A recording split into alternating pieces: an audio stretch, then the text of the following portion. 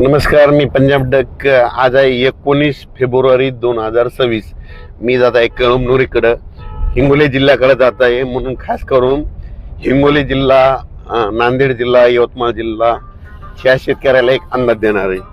तर राज्यातल्या सर्व शेतकऱ्याला सांगू इच्छितो की राज्यामध्ये सध्या 19, 20 आणि 21च्या दरम्यान फक्त ढगाळ वातावरण राहील.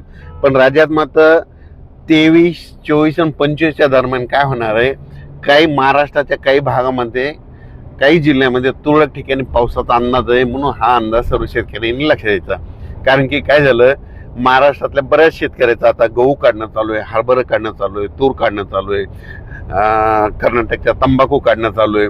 तर त्या शेतकऱ्याला सांगू इच्छितो की राज्यामध्ये फक्त आता 23, 24, 25च्या दरम्यान काय होणार आहे की तामिळनाडू, आंध्र प्रदेश, कर्नाटक, केरळ त्या राज्यामध्ये ते चक्रीवादळ येत असल्यामुळं त्याचा असर काय होणार आहे, महाराष्ट्राच्या एका भागाला वाचणार आहे. मग त्याच्यामध्ये कोणता जिल्हा आहे तर नांदेड जिल्ह्यामध्ये, नांदेड जिल्हा, लातूर जिल्हा, हिंगोली जिल्हा, वाशिम जिल्हा, यवतमाळ जिल्हा, हिंगोली जिल्हा, यवतमाळ जिल्हा, वाशिम, त्याच्यानंतर अकोला जिल्हा, अमरावती, वर्धा, नागपूर, भंडारा, गोंदिया, चंद्रपूर, रामकुंड, त्याच्यानंतर तेलंगणात आदिलाबाद, धर्माबाद, नायगाव, नरसी, मुदखेड ह्या पट्ट्यामध्ये काय होणार आहे की 23, 24, 25च्या दरम्यान पाऊस येणार आहे. आणि मी म्हणत असतो ना, दरवर्षी आपल्या महाराष्ट्रामध्ये 22 फेब्रुवारी ते 10 मार्च एक अवकाळी येणार आणि एका भागामध्ये गारपीट होणार. तर तुम्हाला एक सांगू इच्छितो, काय करा, एक लक्षातच घ्या, दरवर्षी काय आपल्या बाजूच्या महाराष्ट्राच्या बाजूला गुजरात, राजस्थान, मध्य प्रदेश हे 3 राज्य वरच्या साईडने येतं. त्याच्यानंतर छत्तीसगड, आंध्र प्रदेश, तेलंगणा, कर्नाटक, केरळ, तामिळनाडू ह्या राज्यामध्ये दरवर्षी एक अवकाळी येत आहेत. मग ह्या दोन्हीचं जर खालून जर आलं, म्हणजे कर्नाटक साईडकडून आलं तर त्याचा असर महाराष्ट्राच्या भागाला होत आहे, वरच्या साईडनं जरी आलं त्याचा असर होतंय. म्हणून दरवर्षी महाराष्ट्रामध्ये 22 फेब्रुवारी ते 10 मार्च वातावरण खराब होणार आणि गारपीट होणार म्हणून हे लक्षात यायचं. मग याच्यात गारपीट आहे का, तर तुम्हाला सांगू इच्छितो, नांदेड जिल्ह्यामध्ये काही भागामध्ये जिथं जिथं हलकी जमीन आहे नदीच्या बाजूला काही काही ठिकाणी गारपीट होणार आहे. म्हणून ज्यांचा हरभरा काढणीस आलेला असेल आज उद्या काढून घ्या, झाकून घ्या. कारण की अहमदपूर, लातूर जिल्ह्यामध्ये देखील अहमदपूर त्या पट्ट्यामध्ये हलकी जमीन असल्यामुळे त्या पट्ट्यात देखील काही ठिकाणी गारपिटीची शक्यता आहे. म्हणून हे देखील अंदाज शेतकऱ्यांना घ्यायचा. चंद्रपूरकडे जरा जास्त गारपिटीचा असर होईल, कारण की तेलंगणामध्ये खूप गारपीट, तेलंगणा, आंध्र प्रदेशमध्ये खूप पाऊस पडल्यामुळं तिकडे पडणार आहे. त्याचा असर मग काय होणार, आपल्या महाराष्ट्राच्या काही जिल्ह्यातल्या भागाला होणार आहे. म्हणून हा अंदाज महाराष्ट्रातल्या ह्या शेतकऱ्यांनी लक्षात द्यायचा.